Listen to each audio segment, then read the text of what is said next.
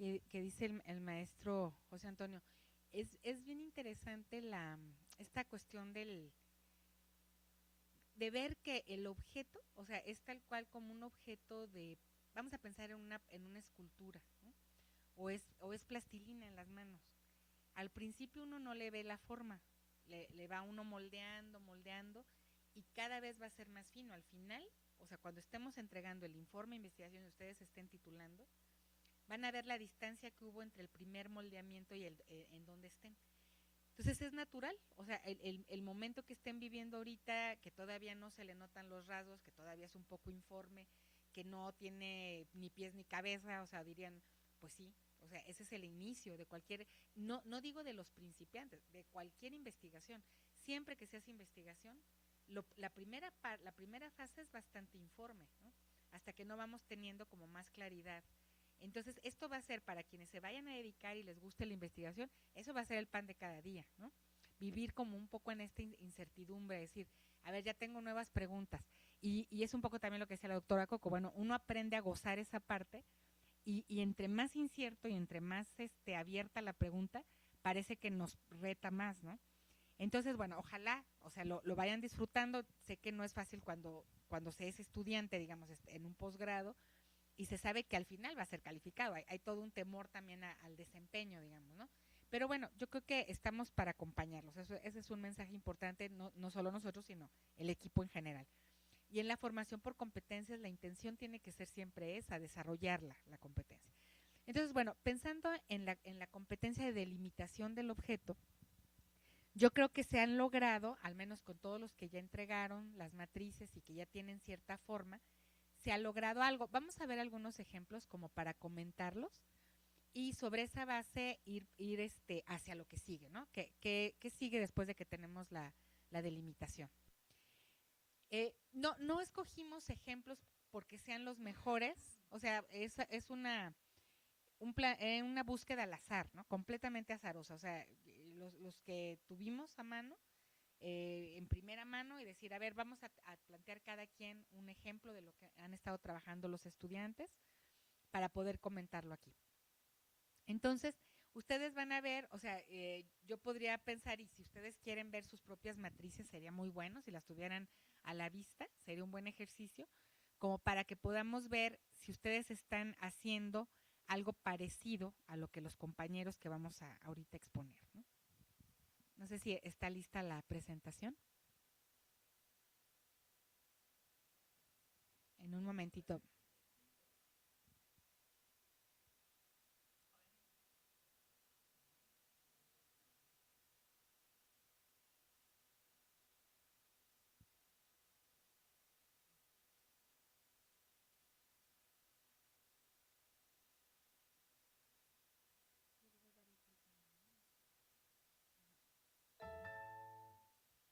Pero si bajamos para verla, esta pregunta es una pregunta de investigación de una de las compañeras y es cómo evaluar las competencias genéricas logradas en estudiantes con discapacidad motora en el nivel medio superior.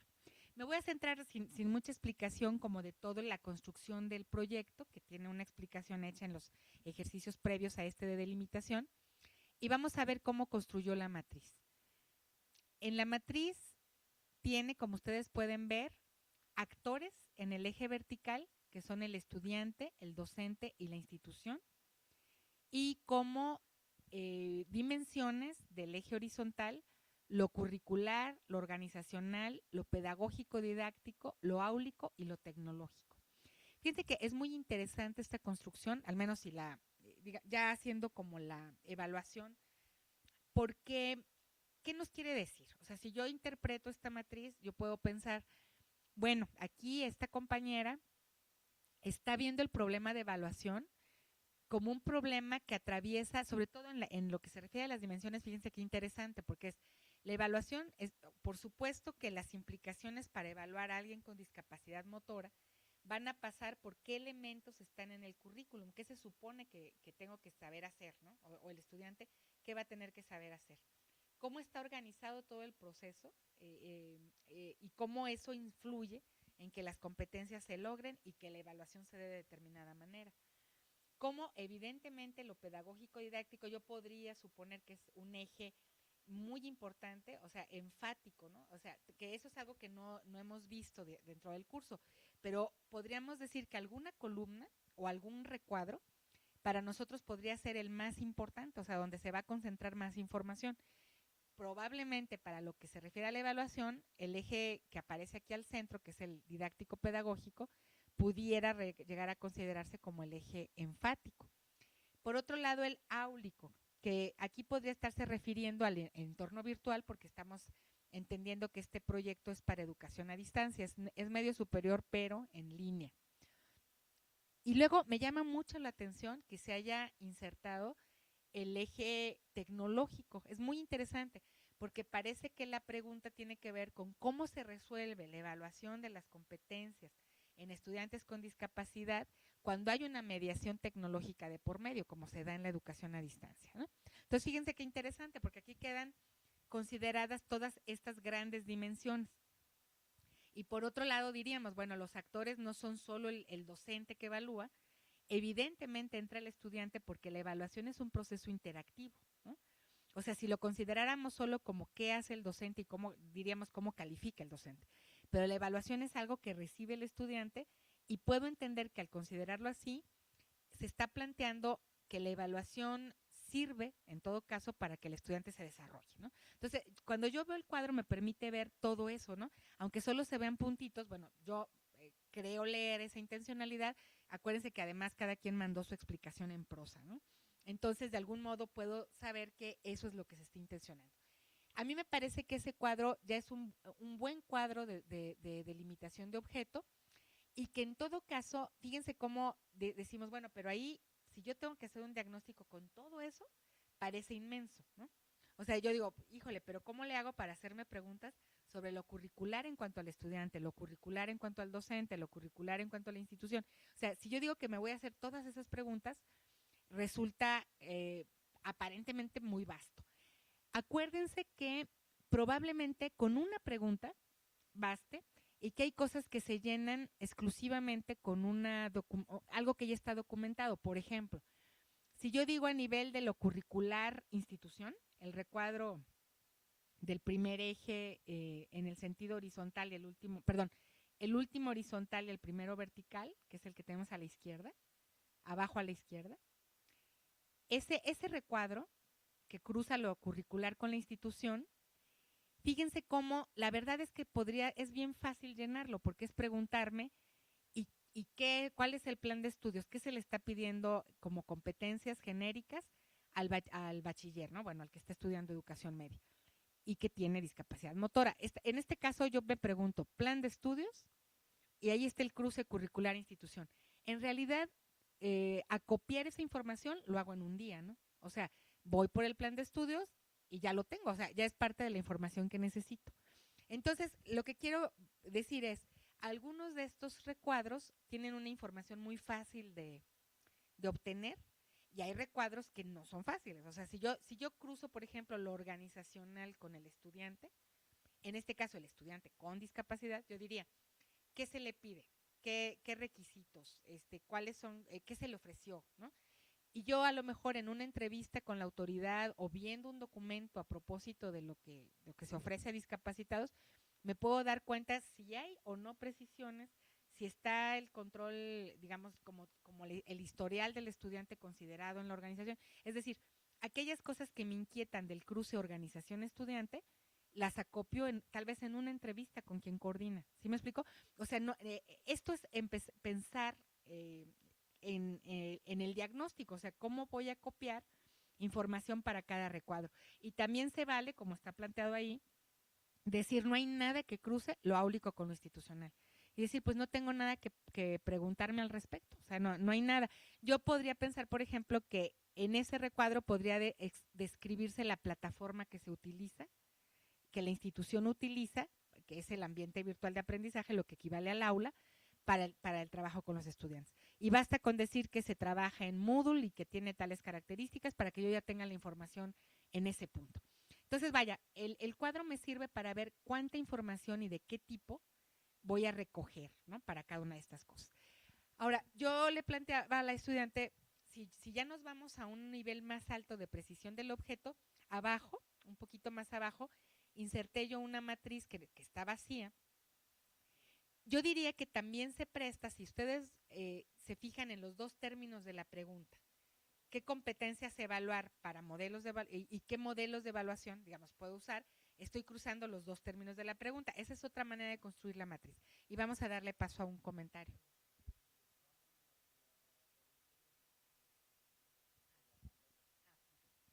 Entonces, ahorita tenemos enfrente lo que es la matriz sugerida para poder plantearnos un cruce entre los dos términos de la pregunta. Acuérdense que así es como está dictado el ejercicio, ¿no? Así es como se les planteó.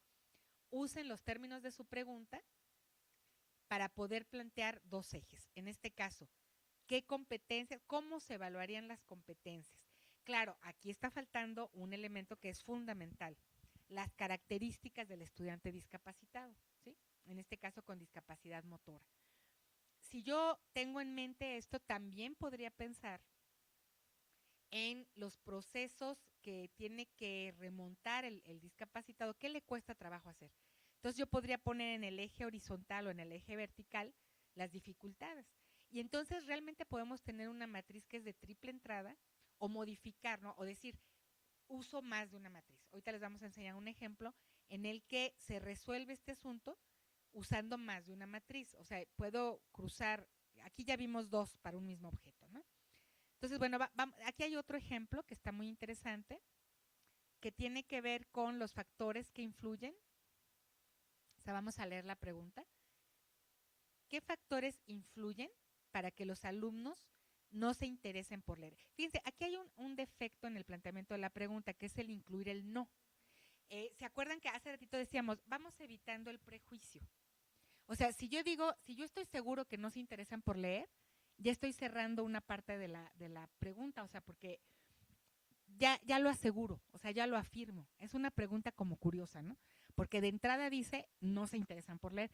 Más bien, si yo digo, ¿qué factores influyen para que los alumnos se interesen por leer? Aquí van a caer los que se interesan y los que no. O sea, porque la estoy abriendo la pregunta, no la cierro solo a buscar lo que no. Estoy abriéndolo a todo, a lo que sea, al no y al sí, cuando la pongo en afirmativo. Entonces, fíjense cómo aquí se manejaron 4 ámbitos de desarrollo de la persona, el cultural, social, el escolar y el familiar. Y luego, esta compañera de ustedes lo que plantea son factores que influyen en el eje vertical. ¿Cuáles son esos factores? Si vamos más hacia abajo. Aquí vamos a encontrar, aquí ya tenemos una vista completa. Fíjense cómo los hábitos, intereses, gustos, actitudes y la motivación son del estudiante, ¿verdad? Yo diría que aquí el subtítulo factores que influyen tal vez no es el más adecuado. Probablemente aquí tendríamos que decir factores en el estudiante o son como los elementos o componentes del interés, ¿verdad? O sea, o está desarrollado. Aquí hay una cosa, hábitos, intereses, gustos, actitudes y motivación son del estudiante, le pertenecen a él, ¿no? Entonces el eje vertical quedó como del estudiante, el eje horizontal de los ámbitos en los que se desarrolla, o yo también diría que son factores que influyen, factores culturales, sociales, escolares, familiares, que influyen en el desarrollo de hábitos, intereses, gustos, etcétera, ¿no? Y luego la compañera hace un recorte, ustedes ven que los asteriscos no están en todos los ejes, entonces se plantea como que el eje fuerte, ¿cuál es? Si ustedes se fijan en la matriz, fíjense cuál es el que está más cruzado, ¿no? Por los asteriscos. Es básicamente el cultural, ¿no? Pareciera que hay un interés en identificar lo cultural como el gran ámbito desde el que podemos explicar cómo se desarrollan los hábitos, intereses, gustos, actitudes y motivación hacia la lectura. Algo de lo social que tiene que ver con los intereses, algo de la motivación, lo escolar influyendo los hábitos. Miren, curiosamente, la compañera no cruza lo escolar con los intereses, por alguna razón. Esas son cosas que uno podría discutir, ¿no? Y que a la hora en que lea conceptos, teorías que explican cómo se desarrollan los intereses, uno podría decir, si ella se encuentra literatura en que lo escolar obviamente tiene influencia en los intereses por la lectura,